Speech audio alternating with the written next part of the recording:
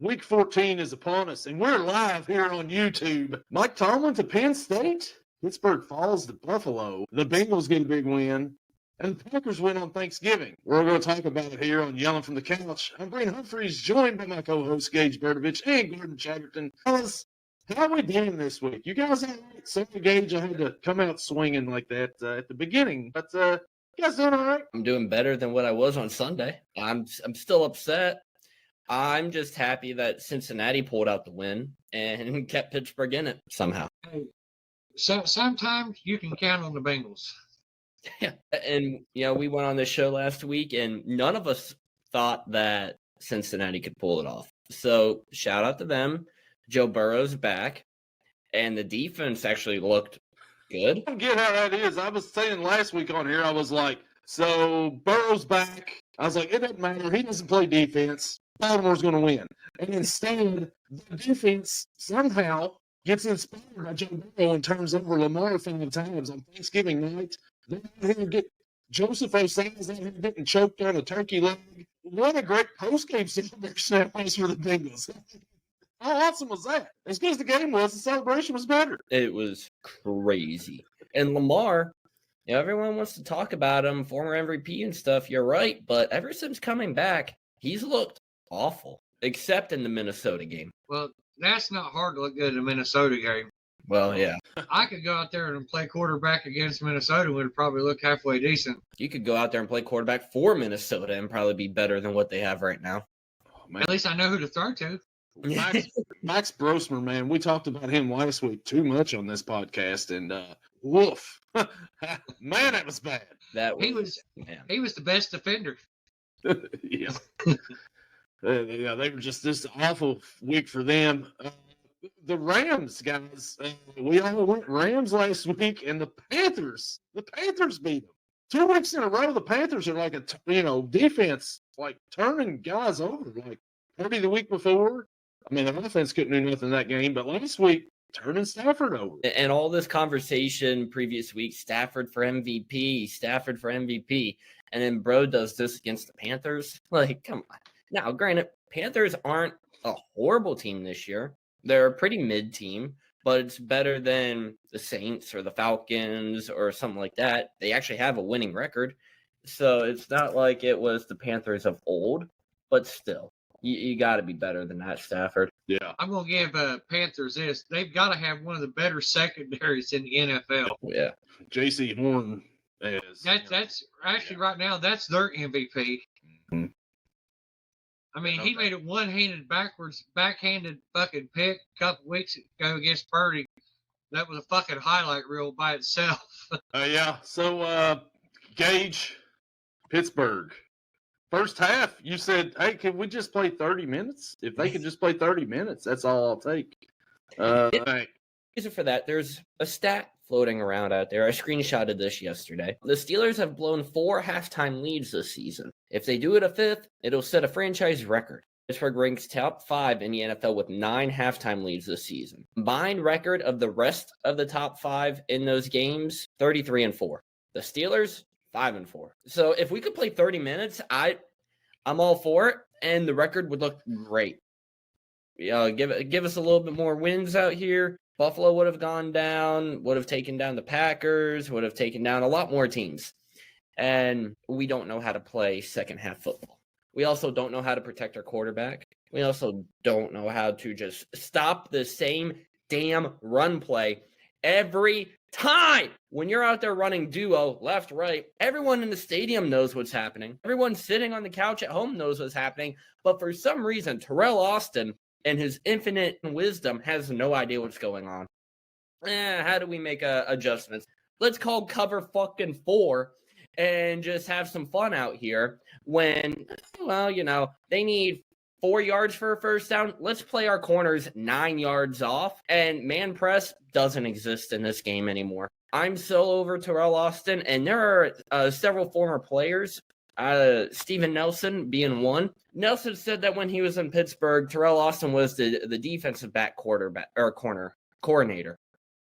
And he sucked then. So for Austin to be defensive coordinator sucks. He's awful, and that place should be clean housed. Maybe Tomlin should go to Penn State. Maybe he should take Arthur Smith and Terrell Austin with him, because then Penn State will suck, and I'm all for that. Yeah, so on a podcast earlier in the week, former quarterback Ben Roethlisberger and James Harrison said they suggested Mike Tomlin should go to Penn State. Gordon, what did you think about hearing that? Former players calling him out. The only downfall of that is I'd say Tomlin could convince a lot of the higher recruits to go to Penn State. That means less for my team, less for Pitt, because he would make sure they wouldn't go to Pitt. He'd definitely make sure they didn't go to Ohio State. But they should have probably tried to grab the offensive coordinator that went to USF, because then they could have had Chris Henry's son as a wide receiver. I'm glad that's not happening. I don't want competition for the best wide receiver in the Big Ten. I don't want it. Well, at least we wouldn't have to worry about that for next season, because Penn State's recruiting class here on signing day was pretty bad. Yeah, but that Henry, he hasn't committed to nobody yet. He can sign later. He was going to go to Ohio State. Then whenever Brian Hartline went to USF, he didn't sign his commitment papers. He's still shopping. Well, I'm curious how long it's going to take for more recruits to sign, because Pittsburgh, they're going to do the same thing that they always do. They're not going to fire a coach unless you're Matt Canada during the season. So they're going to wait until the off season. Then they might get rid of Tomlin. But if anything, they'll trade him. If he says, yeah, you can trade me, because he has a no trade clause in his contract. But like if it's to the Giants, say, for a first and a second, and now Pittsburgh has 2 first-round picks next year in the draft that is in Pittsburgh, and they have 2 second-round picks and a couple thirds as well. Something should happen. Do I think it will? No, but it should happen. Nobody's giving up a first-round pick for Tomlin. He's more of like middle of the round draft, middle of the pack, like how he is coaching, 9 and 8, third, fourth rounder, right? But it's a head coach, and it's the Giants who need something, need a little extra help. Maybe it's the Saints, send them down south, to the warm weather. Maybe it's the Falcons. I'm not too sure how Tomlin would do with a left-handed quarterback or a Kirk Cousins. Oh, wait, that's an older quarterback? Oh, he'll be just fine. Oh, speaking of old quarterbacks, Aaron Rodgers, man, he looked pretty good earlier in the season. Now the weather's getting cold. Maybe the old man, the arthritis and stuff. And how your back starts hurting a little bit when the weather gets cold, and all your bones start hurting more. Is that what's going on with Rodgers nowadays? Because he hasn't looked the same since that weather's gotten colder. How bad do you have to be for Aaron Rodgers and a cast to start over you, Mason Rudolph? Or I would like to say even Will Howard, but they're not going to give Howard a shot this year unless they lose like the next 3 or 4. Then let Howard have the last game or 2. But everyone, all the fans are saying, let Howard start, let Howard start. From a coaching standpoint, you're not going to, because you're still in the playoff race. And I wouldn't want Howard to start under Tomlin and Arthur Smith anyways, because he'll just get ruined. And then by halftime of that game, Steeler fans are going to be saying, oh, we blew this draft pick. Oh, my God, we blew it. Meanwhile, Howard was, a 5th-round draft pick? Like, come on. You got to give him some time, and you got to give him good coaching. And that's not what he has. He worked out pretty good last year for you, didn't he, Gordon? Oh, yeah, he did great for me. I still think Will Howard would be way better than Mason Rudolph. Oh, I do, too. The only game Mason be good at is the fucking reindeer games. Or if he's playing Cincinnati on Christmas. Hey, you know what? Look, don't look now, but the Bengals are just 2 games out. I'm not going to sit here and, I was going to be, calm. I wasn't going to be confident or anything. I don't want to sound like football dude who I haven't heard from him since Thanksgiving. Where's he at? He hopped in here last week and he ain't commented nothing. Well, he was up here last week and he was, talking on the Steelers, but worried about losing to Cincinnati. Yeah, he didn't say a word about playing the Bengals. And then, oops, look what happens. Yeah, football dude, hop on here, say something, join us. I'll send you the link. Come on in. Nowhere to be found. So Gordon, your team, our picks Thursday and Friday. You went 1-3. I went 0-4. Gage went 0-4. Just, we looked like we was going to be horrible. Now, Gage continued his horribleness on the Sunday, but me and you, Gordon, we did pretty good. Your Packers get a big win against the Lions, securing, right in the driver's seat for the NFC North if they can get past the Bears. Yeah, well, yeah, we broke out the brooms. Yeah. We swept them. Yeah. We swept them underneath the damn rug and stapled it down, hopefully. Oh, no, they played pretty good last night. Oh, my God. Yeah, they did. And it wasn't, Amon-Ra St. Brown goes out during that game against the Packers. That probably helped out a little bit for the Packers. But nobody thought he was coming back last night until kickoff. And they're like, oh, yeah, Amon-Ra St. Brown is available. And it's like, what happened there? And he goes and has a good game. The first pass of the game to him. Yeah. I know we'll get to it here in a minute, but I had him at a concert last night, and I checking my phone before it starts, and I see Amon-Ra St. Brown active. I'm like, oh, okay. So I go into my fantasy app. Kamani Vidal in the flex. He's due for a bad game because that's how his freaking season has been going. So I'm like, okay, Amon-Ra Vidal. All right. It says it saves. I'm sure you can guess where this is going. I swipe out of it. I don't look at it for the rest of the night. I get out, look at it ESPN, looking at the box score. I'm like, all right, CD Lamb, 6 for 121. Amon-Ra St. Brown, 6 for 92. All right, we're starting off with over 30 points for the week. This is going to be great. I just opened it up, and I see I only have 18.1 points. I'm like, what? That's crazy. And then here, Amon-Ra St. Brown still on the bench. Kamani Vidal still in the flex. The service inside that building, it said it was 5G plus with 2 bars. I thought it was good. Apparently not. Yeah, that's going to be tough right there. Because Vidal, like you said, due for a bad week probably. Yeah, and I have no one on the bench. But we'll talk. We'll get to it in a minute. Well, at least you didn't have the same curse that me and Brent had. The guys we're going to go against both had Brandon Aubrey as their kicker for 22 points. Yeah, real nice. So if you're sluggish from maybe going to a concert the night before and you need a little pick me up, may I suggest going to w.gg and using our promo code Yellin. You can get flavors like Tiger Blood, Grandpa's Denture Water, Blue Raz, Grandma's Lemonade. Just check it out, that's DUBBY.GG, and use our promo code Yellin, YELLING. WBW, be better. Good stuff.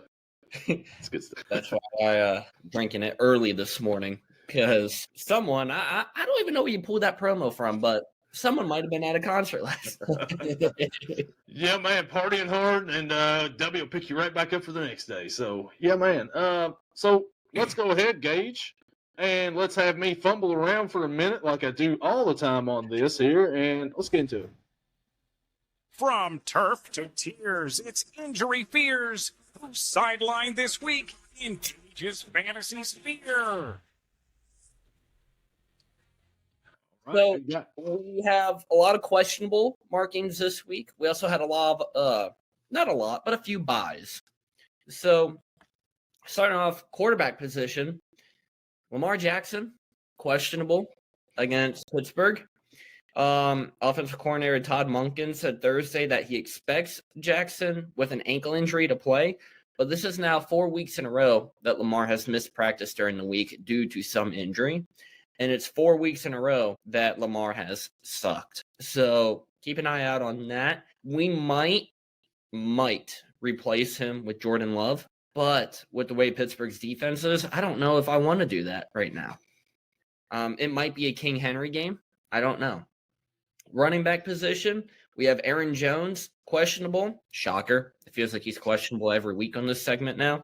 Coming off a poor performance against Seattle where he had 6 rushing attempts for a whopping 3 yards and also 4 catches for 22 yards. Wide receiver played last night and hope he's okay. CD Lamb.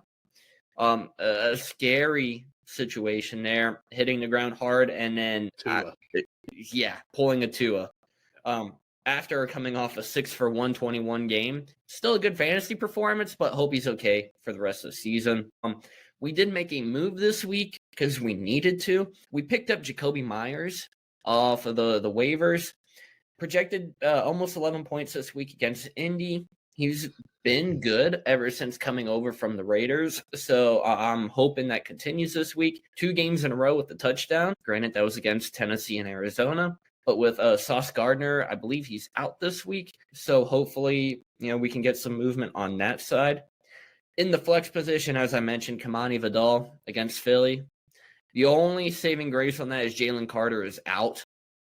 So maybe he has a decent game, and I don't regret Amon-Ra St. Brown somehow remaining on the bench. Buys this week, we have Teteroa McMillan and Travion Henderson. So that's why it's kind of hard for me to replace Vidal right now, because the only person I could do that with is Zach Charbonnet.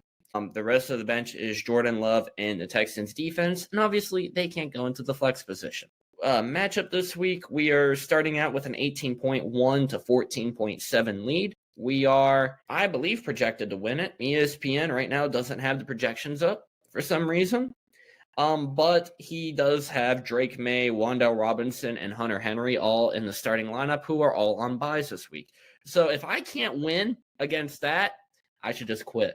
Now, this does come with Kenneth Gainwell and Aaron Jones as my starting running backs, Vidal in the flex position, and the Browns defense. Hopefully they eat against Tennessee this week, but if they don't, I might be in for some trouble. Yeah, that's kind of rough. A lot of questionables. Everyone expected to play, but I'm just kicking myself right now for the St. Brown thing. And who would have thought he was going to play this week?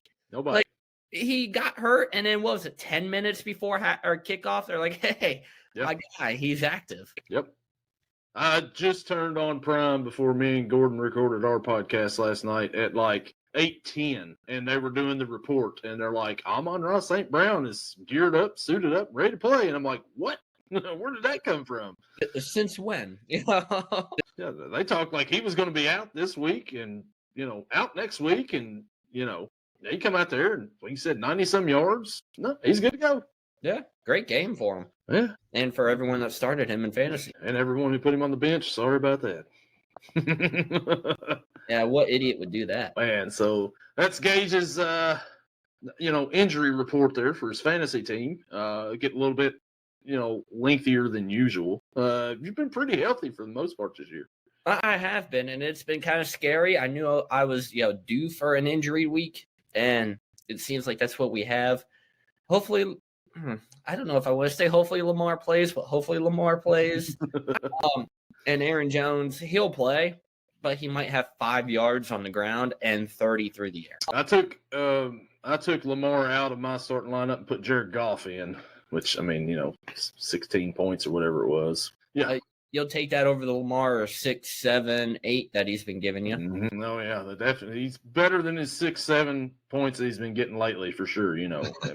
What do you do? What do you do? So last week, Gage, you went 7-9. I went 11-5. Gordon 12-4. I'm 1 game ahead of Gordon now. Gage, you are 10 behind Gordon, 11 behind me. Honestly, a better week than I thought I had. After looking at some of the scores, I was like, did I win a single one? You're the underdog pick of the week. We've got to talk about this real quick. You went Titans. For whatever reason, you went Titans. And that pick did not work out well. Now, I'm not saying, hey, that I've made some bad picks on here, but did I go with the Titans? I don't think I did. I think you're making this up.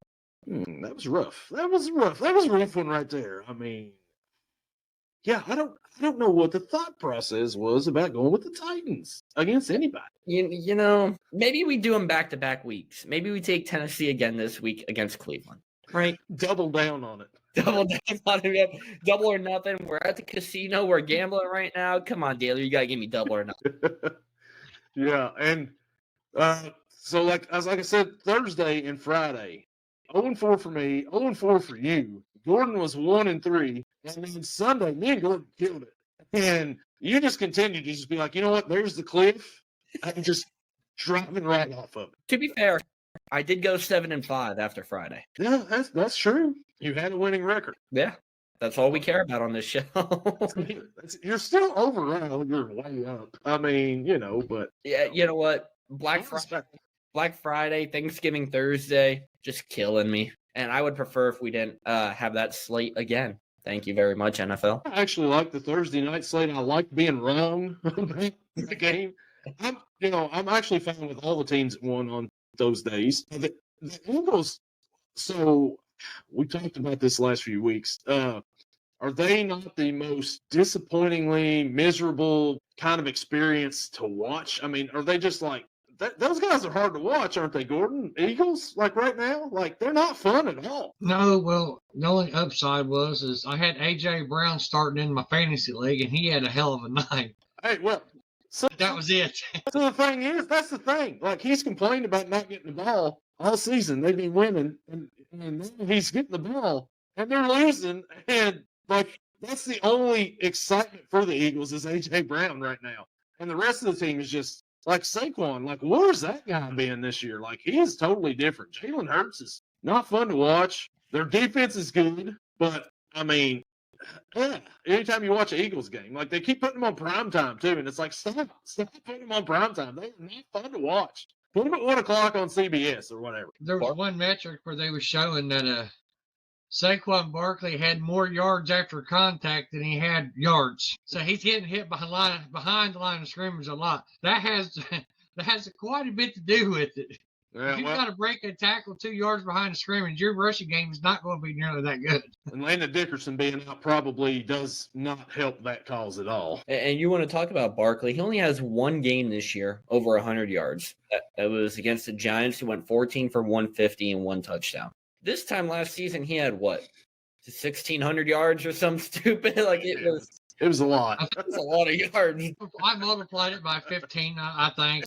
Anyway, I mean, it was a lot better than what he's got going on this year. And they're just, like I said, they keep putting him in these prime positions. I mean, they are the defending Super Bowl champs, but can we flex out some of these? Because, man, you put me to sleep before halftime watching the Eagles play on a Monday night. And it is pretty funny, as you mentioned, the last 2 games, they've gotten A.J. Brown involved. In the last 2 games, they've lost.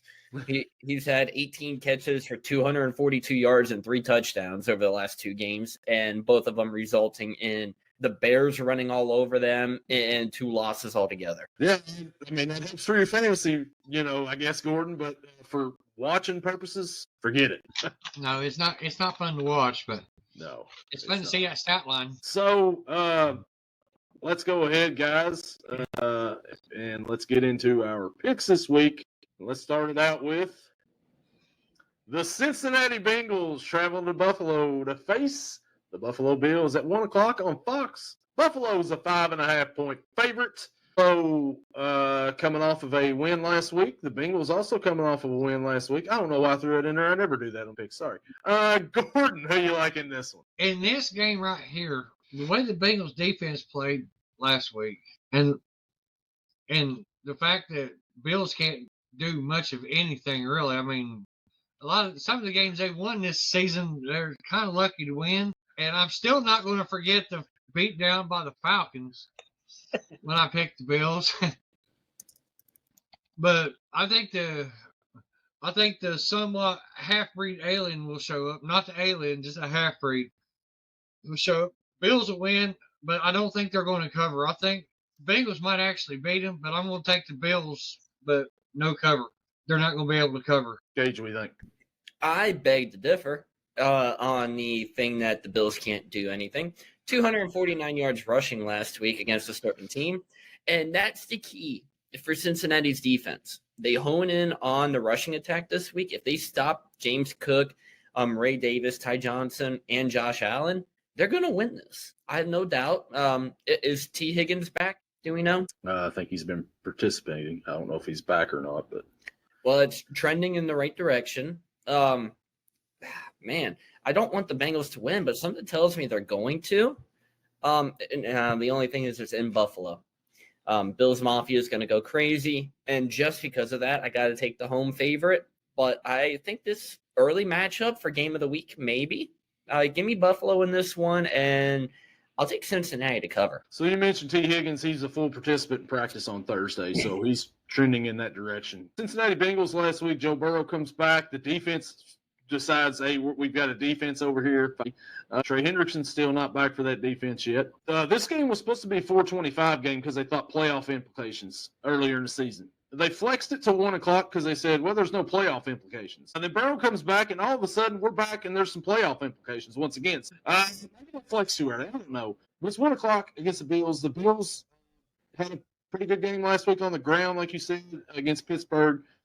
You can stop James Cook. You can stop this team. Josh Allen and them, they haven't – the Bills have been rocky at best. They don't look very good this year as they have in years past. The Bengals, on the other hand, they look pretty good the other day, and I'm not trying to get too excited. So I'm going to probably do what Gage does here. I think that if the Bengals win Sunday and the Ravens can beat the Steelers, Okay. watch out for the Bengals to actually have a shot at this North because they play the Ravens the next week. If they can beat Baltimore once again and win out, I mean, I could see the Bengals win this North because the Ravens have a tough schedule. Pittsburgh's got a tough schedule the rest of the way. The Bengals have a cakewalk after the Ravens. So you get past these two games, which is totally possible with Burrow being back. And if that defense plays any percentage chance, I'm going to win they did against Thanksgiving. They'll win. But I'm going to do what Gage does here. I'm going against my Bengals. I think the Bills win. I think the Bengals cover. And, but I think the Bengals can win this game. And if they win it, look out. Football dude, come on here. Talk next week because the Bengals will play the Ravens. And I'm going to talk all kinds of junk. So you better get in here. You've been doing it all season. It's time to come on. Come on home. Get in on this. Give me the Bills, though. But if so, I'm gonna be annoying next week. I'm gonna be very annoying. All right. The next matchup we got. The Seattle Seahawks travel to Atlanta to face the Atlanta Falcons at 1:00 on Fox.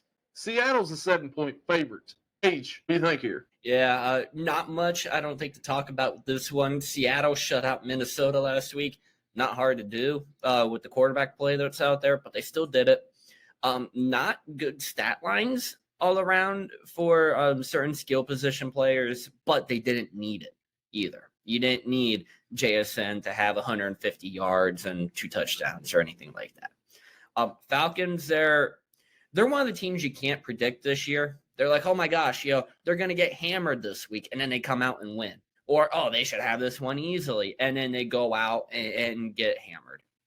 But I'm going to go with the Seahawks in this one, and I do think they cover. I just cannot trust Atlanta anymore. Gordon. No, 100% correct. You can't trust Atlanta. Is it going to be Kirk Cousins like he has been, or the old Kirk Cousins? Not just an old Kirk Cousins. Different accents on the old part. But played on turf, it doesn't matter if it's home or away. It's like playing on the playground. BSN's going to have some fun. Probably going to put up 900 fantasy points. Just kidding. I like over-exaggerating stuff if you haven't figured that out. But no, he'll probably end up with like 30 fantasy points because the guy I'm playing in fantasy has got him on his starting roster. He'll probably score 30.5, 35 points. I mean, Brandon Aubrey kicked 22 fantasy points against me last night. Why not? Let's just pile that on for the first week of the playoffs in my fantasy league. So, but give me the Seahawks and they'll cover because the Falcons don't know how to use Bijan Robinson all the time. So, yeah, we'll just leave it at that. Yeah, Bijan had almost 200 yards all-purpose last week against the Jets. So he's due to have 40 yards all-purpose this week against the Seahawks. That's the way it's going. 3 carries. The Falcons, they found Kyle Pitts. Hey, he's coming on, right? Kyle Pitts. He's probably not going to do anything this week. He's got to be like their number 1 receiver, though, right now. Is Drake London? He's still out, I think, as far as I know. Seattle dominates Minnesota. Sam Darnold comes back against his old team and shows, hey, maybe you should have kept me because what you got now is garbage. So I think that they continue that this week. I don't care if they play in Atlanta or Seattle or wherever. I got Seahawks winning this game. I've got them covering. I think that they'll dominate. JSN's going to have a big game, and Seattle will win. Next matchup we got. The Tennessee Titans travel to Cleveland to face the Cleveland Browns at 1:00 on Fox. Cleveland's a 4.5-point favorite. Gordon, what are we thinking here? Another game of the week. But no, I'm taking the home favorites because Quinshon Judkins is going to be my reprieve in that fantasy league because McCaffrey's out on bye. I need him to have a 70-point game or something like that. Because, like I said, they had the kicker from the Cowboys and they got JSN and they got a bunch of big-name scorers over there. So Chase is one of the receivers on Dude's team. Yeah, I'm due for an ass whooping this week. But give me the Browns, and I think Shador has a way better game than last week. I'm not setting the bar real high.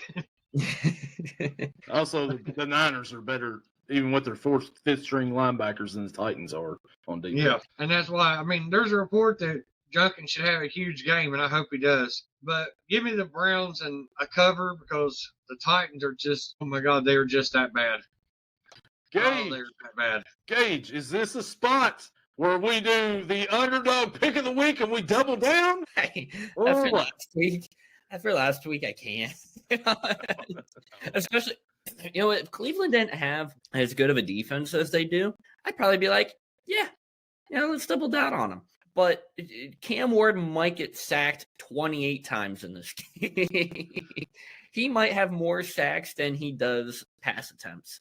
That's how bad the Titans are. And the Titans are just bad all around. Judkins is going to run all over him. Shador might throw 220. I'm going to set the prop line at 220.5 for him, with 1.5 over-under passing touchdowns. Give me the Browns in this one. I think they cover easily, but don't be surprised if the Titans come out and I should have doubled down coming back next week. That's not happening. That's not happening. I mean, you ain't gonna worry about that. The Titans last week put up 3 points against the Jaguars team. Now, the Jaguars have a decent defense. I mean, they got my guy Josh Hines Allen over there. The best Josh Allen in the league, if you ask me. This defense is a lot better than that. They've got Myles Garrett, who may break the sack record this week in this game, because the Titans are that bad. Cam Ward on the other side, at least talked about number 1 pick of all time, maybe, for good reason. Quarterback wise, I mean, there's nothing there really. Then the Browns, Shador, 5th round pick, the most talked about 5th round pick in a long time probably. The Browns defense is going to be the difference in this game. Judkins going to run all over, as you all said, and Shador's going to do just enough not to screw it up for the Browns, and the defense is going to shut down the Titans for the most part. Give me Cleveland to win. Give me a Cleveland cover in a, as Gordon said, game of the week. WEAK. Next matchup. The Washington Commanders travel to Minnesota to face the Minnesota Vikings. 1 o'clock on Fox. The Vikings are a 2.5-point favorite at home. Gage, what do we think here? I have no idea. Max Brosmer looked like Will Levis last week with some of the plays he was making. Is he starting at quarterback again this week, or is Minnesota just going to say, you want Justin Jefferson, you're the emergency quarterback, you go out there and try to do this. At least you can move. You're probably more accurate, and you're not stupid like some of this quarterback play we've had. It's sad when the best quarterback on our team is Carson Wentz, and the dude has not played because he's out all season now. Marcus Mariota, is Jaden Daniels back? I don't think so. Mariota played a great game, though, last week against Denver, took Denver to the wire, and they could have won if it wasn't for the blocked pass on 4th down and overtime. And they had a man wide open. Denver's defense once again came through. I'm going to go with Washington this one. I don't care if it's Jaden Daniels or Marcus Mariota.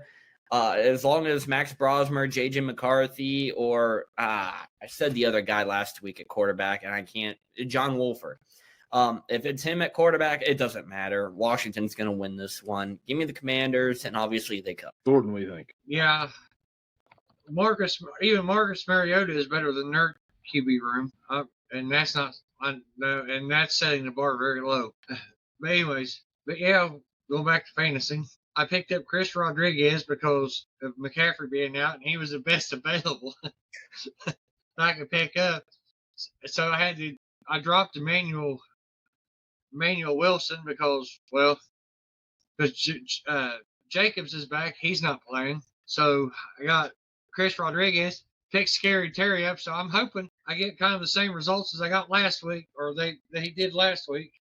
But yeah, give me the Commanders because the Vikings are a good team except for that one position, and that's just the position that counts the most.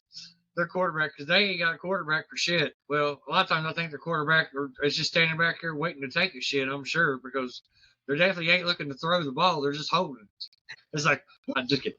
I'm done. I got Commanders covered. Yeah, so J.J. McCarthy's cleared protocol. He should be back this week. Does that change anybody's minds? Probably not. Jaden Daniels also full participant in practice, so maybe he's trending towards playing. Maybe they should just set him out the rest of the year. They talk about Burrow sitting out the rest of the year. Commanders don't have anything to play for. Why send him back out there? He's been hurt twice this year. The Vikings, J.J. McCarthy didn't impress me when he was quarterback. And Max Brosmer definitely didn't impress me last week. So the Vikings, you got Justin Jefferson out there. You've got Jordan Addison. I mean, you've got some weapons. Your defense, where's Isaiah Rodgers been, since the week 3, right? Nowhere to be found, pretty much.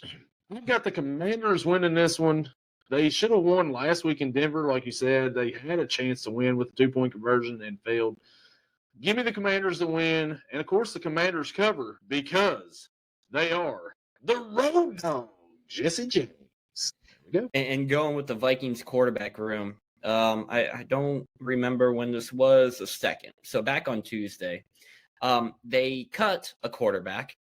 How much does this say for this guy's career? Desmond Ridder has been cut from the Vikings squad. So with that quarterback room, you must be awful. Yeah, that's. I think his time is up in the NFL. Desmond Knight Ridder. The next matchup we've got the Miami Dolphins. The surging Miami Dolphins travel to Jersey to face the New York Jets at 1:00 on CBS. Miami's a 2.5-point favorite.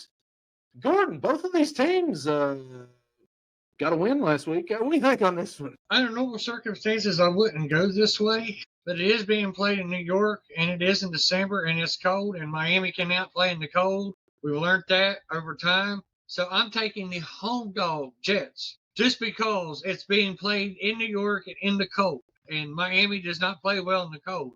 Now, if they get the running game going, that could change very much. Jets played pretty decent against the run. It's the pass they can't cover. Yeah. And which is bad because Achane's one of my running backs too. Gage, what do you think? Of course, got to start him. Yeah. No, I'm in complete agreement with Gordon. In some facts, Miami can't play in the cold. The Jets all around, like, what team's going to show up from week to week? Last week, Tyrod, great game from him. In a game where they beat the Falcons in overtime. Threw one passing touchdown, had a touchdown on the ground. Tyrod's looked a lot better than Justin Fields has in this offense. Not saying much, but maybe the Jets found their quarterback of the future in Tyrod. Just spitball in here, but maybe Tyrod's the starter next season. The Dolphins on a little bit of a roll here. I agree that they can't play in the cold, but I also know that's against the Jets and that this offense just doesn't feel like it ever wakes up. They feel like they try to lull you to sleep and lull everybody watching to sleep. So I'm going to go with the favorites here. I'm going to go with Miami. I'm not confident in it, but I'm going to go with Miami, and I think they cover. Yeah, both these teams a few weeks ago just absolutely horrible is what we thought. And the Dolphins have really forward their last 5. Their only loss was to the Ravens. And then the Jets, they win last week. They trade away a bunch of guys at the trading deadline, and you're like, okay, they're going for it. They're giving up on the season. Yeah. They come out last week. They beat a Falcons team who are, Kirk Cousins-led Falcons team. Still got Breece Hall. Tyrod's playing better. This game's at home for the Jets. Miami doesn't play well in the cold. But I think the Dolphins have gotten some things going on offense. Achan's looking like Achan, prime Achan pretty much. Yeah. Tua's playing better. I think that the defense is not been too bad for Miami. Give me the Dolphins to win this one, and give me the Dolphins to cover. They win by about a field goal, which should be a pretty decent AFC matchup. Not going to the. Yeah, you're on the island. Yeah, you leave me on the island. Just come back and pick me up. Yep, we'll come back around here in just a little bit. Maybe on this game right here, the New Orleans Saints travel to Tampa to face the Tampa Bay Buccaneers at 1:00 on CBS. Tampa Bay's 8.5-point favorite. Gage, what do you think? I've given the Saints way too much credit this year. Talked last week about Devin Neal starting in for Alvin Kamara. He didn't have a horrible game. It was a game that you expect from a rookie who's getting his first start in the NFL, who was a late round draft pick. I'm going to go with the Bucs in this one. It's in Tampa Bay. They have all the weapons available. Mike Evans, practicing again? Question mark. Potentially. You still got Chris Godwin. The running game has been phenomenal. And Mika Egbuka, everything going right now. Give me Tampa in this one, and I'm going to take them to cover the 8.5. Gordon. Yeah, I got Tampa Bay covering because I picked the Saints 1 week, and boy, did they let me down horrible that week. One of their worst losses. Go figure, huh? I thought, oh shucks, was going to do something. Nah, no. Let's just give it up. If the defense doesn't shut out the other team, they're pretty much going to lose. So, and I'll tell you what, if Mike Evans once says 1,000-yard season, he needs to pick it up if he starts. Yeah. I think he needs to average 300 yards a game, 200 yards a game for the rest of the season. Yeah, about $1.75. Let's just make it an even 200. That way he can take some time off in the last game of the season. Anyways, though, but just give me the Bucs because I don't think the Saints couldn't pray their way to a win this week, like most weeks. Yeah. So we talked about you mentioned like Tyler Shuck not doing so well. You picked the Saints 1 week, he didn't do so well, but he has been the better quarterback of the quarterbacks they've played this year. So I'll give him that, which isn't saying much. Maybe they should. Yeah, maybe they should have brought in Hunter Deckers. Who they had at preseason that we mentioned on this here podcast. But Tampa Bay, the injury bug has hurt them for the most part. Last week you get Bucky Irving back. You've got Chris Godwin out there playing now. Egbuka. If you get Mike Evans back and he starts to get healthy, this offense maybe starting to get rolling a little bit more. Like you said, Mike Evans got a lot of work to do to get that 1,000 yards once again to keep that streak alive. Can he do it? I don't know. Is he going to be on snap count? I don't know, but I think Tampa Bay wins this game. I think they win going away because that offense is going to look like the early season Tampa Bay, where the offense was one of the fun teams to watch in the league. So give me the Bucs. Give me a Bucs cover. And Gordon, welcome back. You're no longer on the island. Picking me up. It was getting lonely. And the Saints here the other day did do something that I wish Pittsburgh had stayed doing. They signed Beanie Bishop to the practice squad, who I was upset on the podcast when it was announced that they released him. So good for you, Beanie. I'm sorry you're going to the Saints, though. Hey, at least you did pick up a wide receiver this week, and it's more than a Thielen. Adam Thielen. Yeah. Woohoo, 35. The retirement home keeps on growing. Oh, the next matchup we've got. The Indianapolis Colts travel to Jacksonville to face the Jacksonville Jaguars at 1 o'clock on CBS. Indy's a 1.5-point favorite. Gordon, what do you think? Well, I went against the Colts past 2 weeks, and I've been right. Indiana Jones is more looking like Tuscaloosa Jones or something like that. He ain't looking like Indiana Jones. Pardon the pun, but Indy's limping into this game on a bad leg. Yeah. But Jags been playing good, so I got the Jags, the underdogs, the home dogs, taking out the Colts because Daniel Jones's leg is not going to heal with him playing, and it seems like he's getting less mobile every single game. It's getting worse. Fractured fibula is nothing. It's nothing to fucking joke around about. No. I guess I just did, but I don't have to walk on it. But no, he's less mobile. Now they can really key on Jonathan Taylor, and without a running game, Daniel Jones ain't shit. Give me the Jaguars, and they don't need to cover because they're the home dogs. Gage. Yeah, the Jaguars are on a 3-game winning streak right now. They beat the Titans last week, and then the Cardinals before, and the Chargers, they just absolutely blew out. Their last loss came against the best defense in the NFL, the Houston Texans, and they threw up 29 points on them. The Colts this week, like you mentioned, Daniel Jones on a bad leg.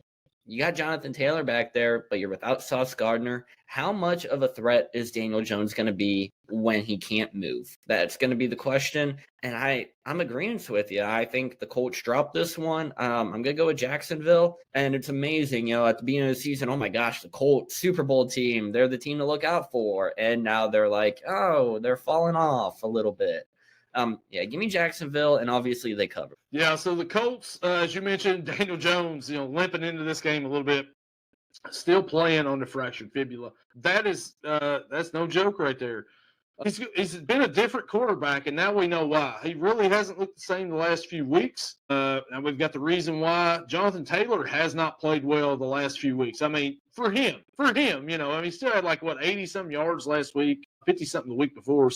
This team is trending in the opposite direction of what they were earlier in the season. Jacksonville, on the other hand, they picked it up. They look pretty good, but Jacksonville is one of those teams where they look really good one week, and then for some reason they just lose. But I think it's a little bit different now. Since Jakobi Meyers has come over to the team, that's helped out that offense quite a bit. So I'm going with you guys on this one. I think that the underdog Jacksonville Jaguars, the home dogs, get this win. So give me Jacksonville, and of course they cover that spread. Now we head to the final 1 o'clock matchup of the week. And it is the Pittsburgh Steelers traveling to Baltimore to face the Baltimore Ravens. At 1 o'clock on CBS, Baltimore is a 6-point favorite. Gordon, who do you got in this one? Sitting here taking a look. Baltimore's defense is just it's up one week and then it's down the next. Steelers is up a little bit but down a lot. So I'm sitting here thinking, is Rodgers starting? Because if it's Mason Rudolph, it's going to be the Ravens. It's more of a head scratcher if Rodgers plays. I'm just going to guess that he is, and I'm going to take the underdog, the road dog, Jesse James, Steelers. Give me the Steelers. So Gage, I'm going to let you pick last on this one here. I'm going to go ahead and I'm going to jump in here, and so this is a big matchup for every team in the North besides the Browns.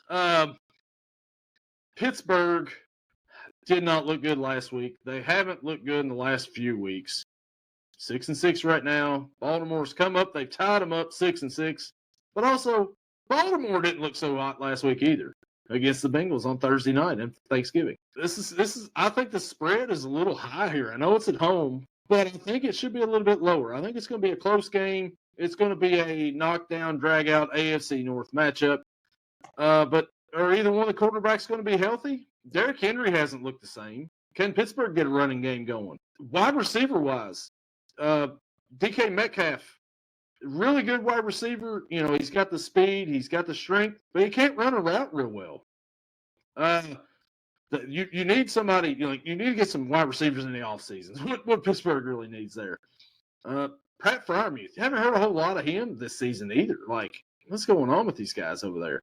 Baltimore, I think, for me, I need, I've already picked the Bills, but if the Bengals somehow win that game and Baltimore can beat Pittsburgh, things get interesting. So I'm going to go with the Ravens. I'm going with the Ravens football, dude. So, Ronnie Da, give me Baltimore to win. Give me the Steelers to cover. Gage, you now have the floor for this pick. So, wide receiver-wise, as you mentioned earlier, they go and claim Adam Thielen off of waivers. Now, Adam Thielen said, he wanted to release from Minnesota because he wanted to help a team down the stretch. Not sure Pittsburgh was the right team, but I appreciate it because Thielen's a good route runner. He could very well be the number 2 on this team. You got number 1, DK Metcalf, who he can't create any separation. I've never seen a number 1 wide receiver who can't create separation on anything besides a possible slant route. And he caught a slant route last week and almost dropped it. So I don't know if he's stone hands out here or what's going on. Thielen-wise, will slide into that number 2. You got 2 slot receivers in Calvin Austin and Roman Wilson, but neither of them are a true number 2 at this point. I think Roman Wilson can turn into something nice, but it's probably not going to happen in Pittsburgh, unfortunately. Tight end-wise, you mentioned Pat Freiermuth. I don't know what's going on. Freiermuth, until this season, has had a good career in Pittsburgh. He must not be an Arthur Smith guy. Listening to people like Big Ben, James Harrison talk on their podcasts, if you're not an Arthur Smith guy, he will make sure to not use you as much as possible. It seems like every time Muth is in there, they go and throw in the ball for a touchdown. It feels like that's the only time I've seen him catch a ball this season is for a touchdown. Now, it's not saying much because he hasn't caught the ball much. You have other tight ends, Jonnu Smith, who I don't know if there was miscommunication last week, but you could see Rodgers like yelling at him. They were in the red zone. And you know how Aaron is with his little hand signals and stuff like that. Yep. Telling Jonnu to go in on the post route, he goes out. If Jonnu goes in, he has a clear touchdown because there's no one covering the middle of the field there. And then you have Darnell Washington, who, huge guy, but when the ball hits you right in the chest, you got to catch it. You got to catch the ball. They did release Darius Slay this week, who I thought was an okay free agent signing. They signed him 1 year, $10 million, 8.5 guaranteed. I thought that was a little outrageous. And then he goes and gets claimed by Buffalo. And then he tells Buffalo, actually, I'm not going to report. I'm thinking about retiring. I don't know what it is with Buffalo and making all these corners retire, but it's pretty funny. Not all time, since 2005, the underdog in the Steelers versus Ravens game is 29-12-3 against the spread. That's a 71% clip. Now, I don't know why the spread has changed a little bit. Earlier in the week, it was 5.5. Now it's gone to 6. Not really a big, change there, but it's still a change. Lamar, not playing well. Aaron, not playing well at all recently. And Gordon, you mentioned about Mason Rudolph. If Mason Rudolph overthrows Darnell Washington, we got an issue. He's trying to throw that ball, first off, in the triple coverage. He overthrows Darnell's hands. Darnell is, 6'7", 311. 6'7". He can't really jump. Right? Well, we'll give it to him. He's a big man. All right.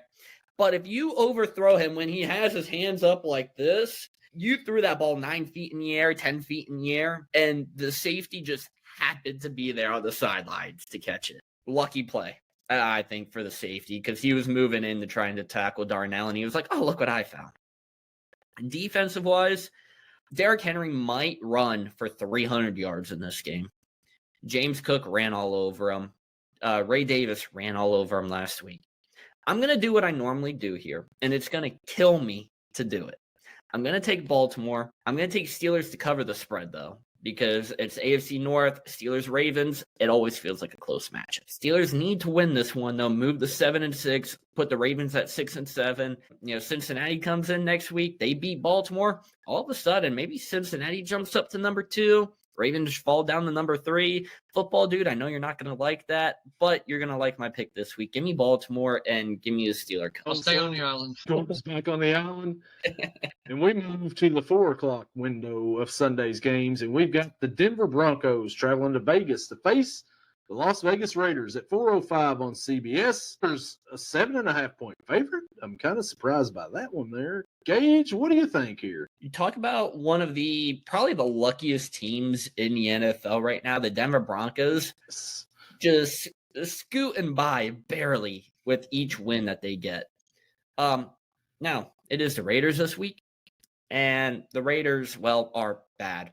So I'm going to go with the Broncos in this one, but I'll take a Raider cover. Gordon, what do you think? I don't think this one needs any explanation. I'm going to take a Broncos and a cover because Raiders are just ass. I mean, they should just change their name to Las Vegas Asses because that's just all their team is. It's just horrible. The only bright spot on their team is Max Crosby, and that's just about it. I mean, they traded away the law firm Jacoby and Myers, so they don't have no legal representation anymore on the field. Max Crosby's all they got. But Geno Smith is just a black hole. That's where they play. So the Broncos, like you said, they skated by for so many weeks now. Was it 9 in a row they've won? Something silly like that. I don't even think the Broncos are really that good, but they're facing the Raiders, who are, I guess would you say that the donkeys? I guess they are. If you want to use them, yeah. So I think the Broncos will win this game, and I think that they actually will cover this spread because the Raiders just have nothing over there. Where you got Brock Bowers, but like Geno is horrible. Yeah. And you don't really have a number one wide receiver now. I mean, I guess it's Trey Tucker, but they're just not a fun team to watch. So Denver wins and they continue their streak. That's about all you can say about it. And maybe Brock Bowers has another one-handed grab for a touchdown that looks like it's incomplete. What a grab that was, and what a grab that who was it? Treylon Burks had for Washington in that game on Monday night against Denver. Burks now has made more of an impact for Washington than he did with Tennessee in his entire career. Yeah, absolutely. Titans fans got to be like, really, dude? Really? Okay, let's see how it is. Now we go to the NFC North matchup, and we've got the Chicago Bears traveling to Green Bay to face the Green Bay Packers. 4:25 on Fox. Green Bay is a 6.5-point favorite. Gage, what do you think? Starting with the Bears, Caleb Williams is one of the few quarterbacks in this league that heavily dependent on his run game and his defense to help pull him out of the trash. Last week against Philly, they picked up the win, but he completed 47% of passes for 154 yards, a touchdown, and a pick. On the season, he has a 58.1 completion percentage, 2,700 yards, 13 passing touchdowns to 5 interceptions. That does not include him on the ground. Packers-wise, they get Christian Watson back. I think that's going to be a huge boost to the offense, and it's against the team that he tore his ACL in last year. So maybe it's a little bit of a revenge game for him. Maybe Jordan Love comes out and throws another 4-touchdown game, and maybe I start him in fantasy and Bears just mollywop him and he throws 4 interceptions. We never know what's going to happen with Jordan Love, but it's in Lambeau. I'm going to take the home favorite. Give me Green Bay in this one. They take down the surprisingly number 1 seed Chicago Bears, and I think they cover as well. So, Gordon, I'm going to go ahead and jump in here real quick and do my pick. Is Christian Watson, was he already playing? Yeah, he's been in the last 2 weeks. Oh, okay, gotcha. Okay, well, Jaden Reed's supposed to come back. Jaden Reed, yeah. That's what I thought Gage was going for, Jaden Reed. yeah. So looks like Bear Guy says, bear down. So the Bears have played really well. Black Friday, they go out, they beat the defending Super Bowl champs. They're a surprising team at 9-3. Caleb Williams is actually looking like maybe he is one of the better quarterbacks in that draft class. Maybe so.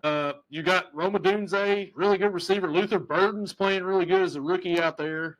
DJ Moore, DeAndre Swift, Kyle Manunga. I mean, you've got a lot of weapons on the offensive side there. Defensively, you got CJ, of course, our guy for the Bears. And then the other hand for the Packers, they go out, they go to Detroit in a game that Detroit, must have won for them to win that division, and the Packers just take care of them. I mean, just dominate them for the most part there. Green Bay, if they win this game, they're probably winning the North for the most part. I mean, they've got a really good shot at that point in time. The tie that we talked about at the beginning of the season with the Cowboys, it looked really bad at the time. Looks like it may come into play to help Green Bay at this point in time. I got Green Bay winning this game, and I think that they're actually going to cover. I think they win by a touchdown in this game. Give me the Packers. And Gordon, I think I may know where you're going. I know you're probably not picking a cover or anything, but what do you think? Yeah, you know me so well. I don't pick that. I think it's a jinx. I will give some credit to that place over there. Their coach, the coaching selection was a very good hire. Yes. They've actually made him not look like a dumpster fire, like he did the first couple of years he was in the league. Caleb Williams actually looks like he has a pulse for the quarterback position in NFL. No, it's not great. It's a weak pulse, but a pulse nonetheless. A weak pulse is still alive, but I'm feeling if we could contain Jahmyr Gibbs and David Montgomery, and we did it twice, DeAndre Swiftly, one of the Swifties, Taylor's brother, and Mr. Fun Guy, or Manun Guy. Hey, he's a fun guy. we should be able to contain them too. The Bears line is pretty good, but they ain't seen nobody like Micah Parsons yet. Micah Parsons gets blocked by 3 people against Detroit and still gets through and gets the sack. And he went through, and one of them was Penei Sewell that he ran through. I don't think Chicago's got anybody on that level. At least I hope not. Yeah, I'm taking the Packers because they're my team and I don't go against them. All right, so our last 425 matchup of the week, the LA Rams travel to Glendale, Arizona to face the Arizona Cardinals at 425 on Fox. LA is a 7.5-point favorite. Yeah. Gordon, who you got? Rams were just so awful last week. Oh my God, I could almost smell them from here. Is how bad they stunk. But I don't see them doing it 2 weeks in a row. They throw a lot. Jared Verse is going to make Jacoby Brissett's life a living hell. I think we all know that. That defensive line is going to make his life a living hell this week. Give me the Rams and a cover, but they still got Marvin Harrison Jr. as probable because of he got a foot injury last week when he just come back. Yeah. What the hell is that about? But at least I got Michael Wilson too on my fantasy team. I got them both, so if one's out, I can just put the other one in. But give me the Rams and a cover because this is not a good fight for the Cardinals because the Rams' best part of is pass defense, and that's all they do is throw the balls, obviously. So give me the Rams and a cover because I don't even think it's going to be that close. Gage, what do you think? As someone who is a Trey McBride owner in fantasy, I love how much they throw the ball. It makes me so happy. Jacoby Brissett has played in 7 games this season since taking over for Kyler. 67.5 completion percentage, 2,100 yards, 13 touchdowns, only 4 interceptions. One of those interceptions came last week, and it was just a stupid play. He tried to force the ball in there, and it was a very rare turnover from Jacoby. His past 3 games, 301 yards, 317, 452. That game he set the record for completions. 2, 4, 5 touchdowns to 3 interceptions. I like the way Jacoby's looking. He's looking like a guy who should be the starting quarterback somewhere in the league and not just a guy who takes over after Kyler finds out that Black Ops 7 is coming out.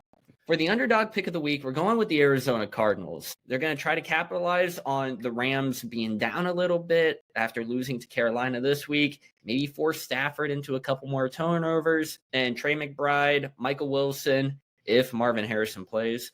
They're all going to eat this week, and Jacoby is going to throw for 300 plus again and multiple touchdowns.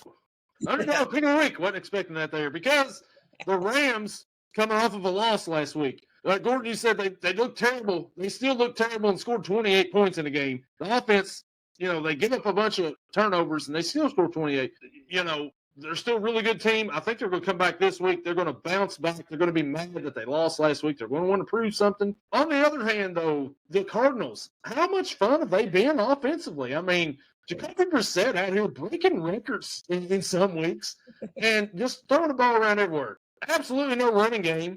Don't really need it, really. I mean, they still lose, but they're fun to watch. This is going to be a fun matchup right here. The over-under in this game, I don't even know what it is. I'm going to look at and see what it is real quick because I could tell you all could probably take a bet here. It's 47.5.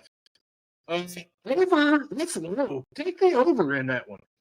Give me the Rams to win this one, and I think that they actually cover. I think they win by about 10. And what should be a fun matchup, though? The Cardinals are going to sling it around, and the Rams are going to sling it around to try to, get back, back on track for their Super Bowl run that everybody thinks they're on. Yeah, Matthew Stafford MVP. And if there's any bet that you can take this week, Devontae Adams for at least 1 touchdown. Yeah, absolutely. You're getting the red zone. Puka gets him down to the red zone. Devontae gets him in the end zone. Devontae has scored a touchdown in the last 6 games and has scored multiple touchdowns in 4 of those 6. Yeah, that's your best bet for the week right here. And now we go to Sunday night. The Houston Texans travel to Kansas City to face the Kansas City Chiefs at 8:20 on NBC. Kansas City's a 3.5-point favorite and are desperate for a win. Gordon, what do you think? I actually got down here. Oh, no. These are my road dogs, Jesse James. I got the Texans winning. That defense is unreal. I've seen it 3 weeks in a row. I've sat there, I've watched the entire game. that they played, and it's been unreal what they've done to people. Good quarterbacks, average quarterbacks, they make average quarterbacks look like dumpster fires, and they make good quarterbacks look middle of the road. So they might make Patrick Mahomes look like a pretty good quarterback because they got 4 pass rushers on the front line. They got good defensive backfield. They got really good linebackers. They're just a well-coached defensive unit from the head coach to defensive coordinator, plain simple. And KC don't have the firepower they used to. I mean, Kelsey's not as fast as he used to be. Rashee Rice ain't all they thought he was. They don't get Xavier Worthy involved enough, and they don't have a run game. Kareem Hunt's good, but Kareem Hunt will get you a couple yards. But if you need 3 yards, he'll still get you a couple yards. No, give me the Texans, and they don't need the points because they're the road dogs. Jesse James. Gage, what do you think? I'm in agreement here. The Texans' defense is incredible. Like Gordon said, they are a well-coached team from top to bottom. The only thing that kind of scares me a little bit is C.J. Stroud, just because he's not the same guy he was last year. Now, injuries obviously have plagued him this year, which kind of suck. But the Chiefs also not the same team that we're used to. The Chiefs have an outside chance of missing the playoffs this year. Not just being a wild card team and not winning the division, just missing the playoffs altogether. The Texans, I think they're going to come out and they're going to hand it to Kansas City. Give me the Texans in this one. They're also the road dog, Jesse James. Oh, guys. Oh, man. Before you all made your picks, I'd had down that I was going to go with the Texans on this one. And this one kind of scares me to go with the Texans because for whatever reason, I mean, the Chiefs, I still feel like Patrick Mahomes is going to find that Mahomes magic at some point in time this season. I mean, it's week 14. We're getting a little late for it, but it's got to show up sometime, right? They're not the same team for sure, offensively or defensively this year. Last year, their defense carried them. The last couple of years, their defense pretty much carried them, and Mahomes just did what he needed to do not to lose games. Real good game manager, you could say. This year has not been that case at all. But, and the Texans, I mean, what else can you say? Linda told us at the beginning of the season that the defense has been great for Houston. You've got to remember all of the names over there. I mean, you can't just name, Petrie, Lassiter, Will Anderson, all them guys. Al Shazier. What a great defense. Great defensive coach. Daniil Hunter. Yeah. Just all kinds of names over there. Houston's just Will Anderson. Like, how lucky were they to get the 2 and the 3 picks that year and get Stroud and then Will Anderson right after that? Because he's been awesome. But you guys rolled with the Texans. I'm gonna save the graphic here, I guess, for the game day thing. I'm gonna roll with the Chiefs. I don't feel good about it now because I think Houston's defense is rolling right now. They've dominated teams the last few weeks. They've really got together. They started really slow, but the last few weeks they've really come on. Give me the Chiefs, though, to win this game, but give me a Texans cover. It's going to be about a field goal game. And I'll tell you, this is the better of the 2 primetime games this week because we go to Monday night, and the team that'll put you to bed for yourself before halftime, the Philadelphia Eagles, travel out west to L.A. to face the L.A. Chargers at 8:15 on ABC and ESPN. Philly's a 3-point favorite.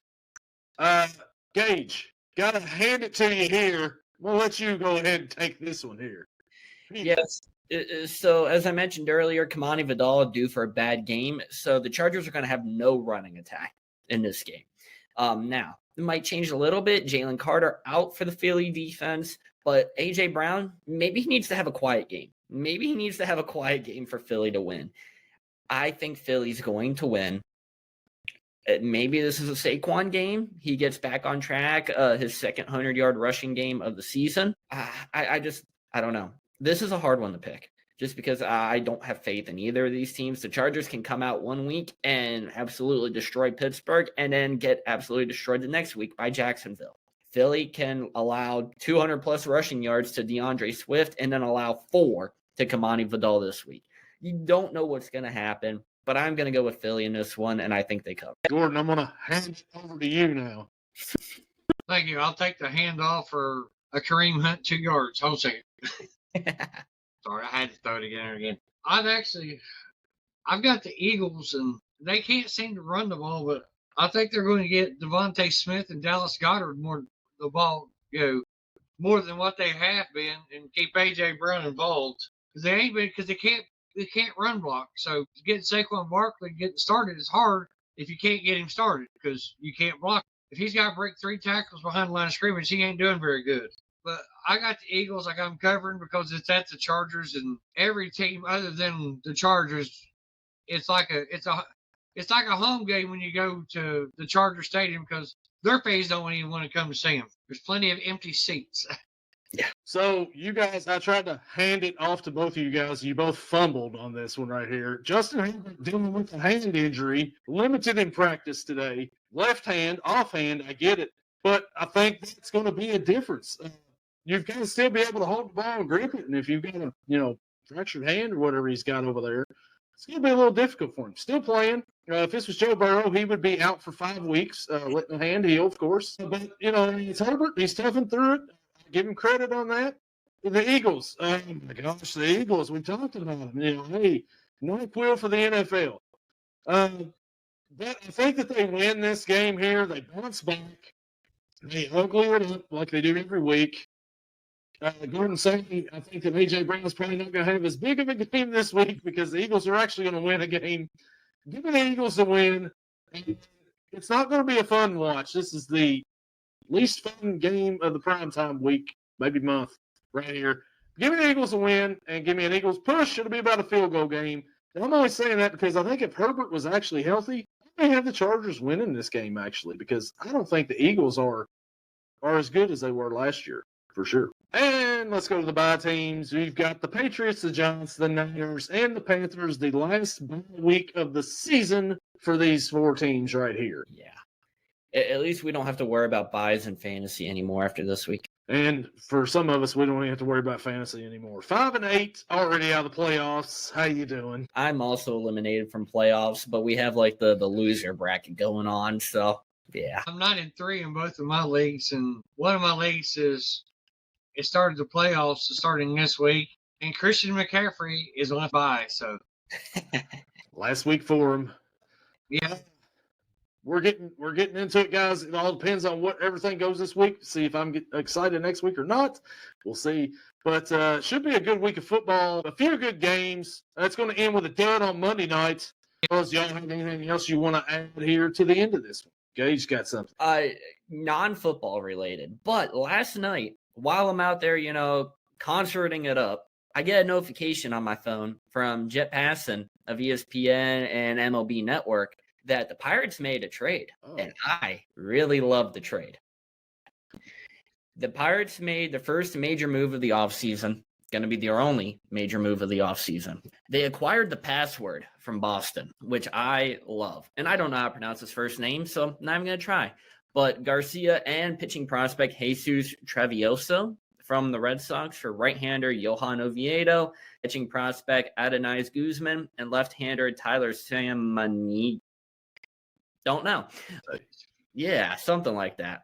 Garcia, the number 3 prospect out of Boston, number 85 overall. What was it? He throws right-handed, bats right-handed, which is going to be nice for the lineup. He batted .267 between AA and AAA, 21 homers, 75 RBIs, under team control for 6 seasons, which means he's in Pittsburgh as long as he doesn't play good and gets traded through 2031. And then the other dude, Travioso, 18 years old, 3.06 ERA, and 64 innings at Low A Salem. He was signed for just $10,000 in 2024 out of Venezuela. So Bob Nutting was like, yes, I want that. Oviedo, injury-plagued career. He returned from 2 injuries last season, only made 9 starts, went 2-1 with 3.57 ERA, 42 strikeouts, and 40 1/3 innings. He's in his 2nd year of arbitration and will be a free agent after 2027. I'm going to assume that's how you pronounce it. 26 years old, one of just 3 lefties on the Pirates roster, but he never pitched above AA last year. He was added to the 40-man, never made an appearance. 3.99 ERA across 4 minor league levels. And then Guzman, who's kind of the interesting one, turned 22 yesterday and was the Pirates' 5th-round pick out of Arizona in 2025. Made his pro ball debut in Low A Bradenton and homered in his lone minor league game with Pittsburgh. All in all, I think the Pirates actually won a trade as long as Garcia, pans out the way I think he can, and he has a shot at making the roster on opening day. He has a shot at being an opening day starter, especially with Jack Sawifsky out here and O'Neal Cruz possibly, being trash like he was last year. If he does not replace Sawinski on the roster, I'm going to throw something, and it'll be on this podcast because he sucks, and I'm just so excited to get Password out here. They're not going to let him come up until June or so they keep team control of him for another year. Well, I'm still waiting on the Reds to sign Kyle Schwarber. Let's go. Let's make it happen. Hometown boy. Come on. Y'all re-signed Emilio Pagan. Yeah, well, yep, I seen that. Not much to say there. Hey, whatever. Gordon, you got anything else you want to add here at the end of this show? Oh no, I think I've insulted enough people on the. Gordon's getting prepared for the Big Ten championship this week. He's ready. Oh hell yeah! Yeah, man, it should be a good week of football. We'll be back here next week. I was going to say last night was a good night. Saturday's going to be a good day of football. Sunday should be good. Monday will be good for about a half. That. And we will catch you all next week. Later. See you later.